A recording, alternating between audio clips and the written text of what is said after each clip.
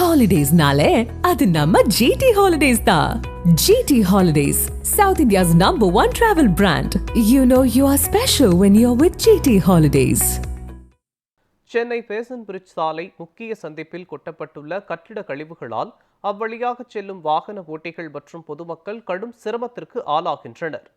இது குறித்து நமது செய்தியாளர் அன்பழகன் வழங்கிய கூடுதல் தகவல்களை தற்போது பார்க்கலாம். சென்னை மாநகராட்சி மண்டலம் 5 வார்டு 53 பேசன் பிரிட்ஜ் சாலை. இந்த சாலை ஒரு முக்கியமான சந்திப்பு. அருகிலே தான் சென்னை மாநகராட்சியினுடைய மண்டலம் 5 அலுவலகம் உள்ளது.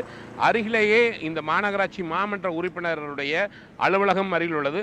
ஆனால் இந்த மாமன்ற உறுப்பினர் அலுவலகத்துக்கு எதிர்ப்புறமாகவே இந்த கழிவுகள் குறிப்பாக இந்த பிளாட்ஃபார்ம் அமைக்கப்பட்ட அந்த கட்டிட கழிவுகளாகட்டும், அது இந்த பாறைகளாகட்டும், அந்த பாதைக்கு அனைத்து கருங்கற்கள் இங்கே கொட்டப்பட்டுள்ளது.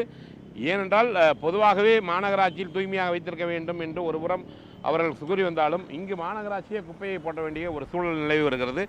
இவர்கள் உடனடியாக இதை அப்புறப்படுத்த வேண்டும். ஏனென்றால் மாநகராட்சி நிர்வாகத்தின் சார்பாக இது ஏற்கனவே இந்த கட்டிடக் கழிவுகளை அப்புறப்படுத்துவதற்கென்று தனியார் ஒப்பந்ததாரர் இருக்கும் பொழுது இங்கு நீண்ட நாட்களாகவே இந்த கற்களை கொட்டி வைத்துள்ளதாக இந்த பகுதி மக்கள் குற்றச்சாட்டு வைக்கின்றனர். மாநகராட்சி நிர்வாகம் உடனடியாக நடவடிக்கை எடுக்க வேண்டும். இந்த பகுதியினுடைய இந்த கட்டிடத்தாளர்கள் அவர்களிடம் கேட்கும் பொழுது தாங்கள் கொட்டவில்லை என்றும் யார் கொட்டி தெரியவில்லை என்று கூறுகிறார்கள். ஆனால் மாநகராட்சியின் சார்பாக கேட்ட பொழுது அவர்கள் இங்கே இருக்கக்கூடிய அந்த பணிகளை செய்து வருவதாகவும், அந்த பிளாட்ஃபார்ம் அமைக்கும் பணிகள் இருக்கக்கூடிய அந்த கழிவுகளை அவர்கள் கொட்டதாகவே தெரிவித்தார்கள். மாநகராட்சியின் சார்பாக இந்த கழிவுகள் இங்கு கொட்டப்பட்டுள்ளது. மாநகராட்சி நிர்வாகமே இவ்வாறு செய்யும் பொழுது மற்றவர்கள் இதற்கு ஒரு முன்மாதிரியாக எடுத்துக்கொண்டு அவர்களும் அதுபோல் இந்த கட்டிடக் கழிவுகளை முக்கியமான சந்திப்பில் கொட்ட வேண்டிய ஒரு சூழல் உள்ளது. மாநகராட்சி நிர்வாகம் நடவடிக்கை எடுக்க வேண்டும். நாமும் இது குறித்து இந்த பகுதியினுடைய உதவி பொறியாளர் கேட்ட பொழுது இன்று இரவுக்குள் அகற்றப்படும் என்று உறுதி கூறுகிறார்.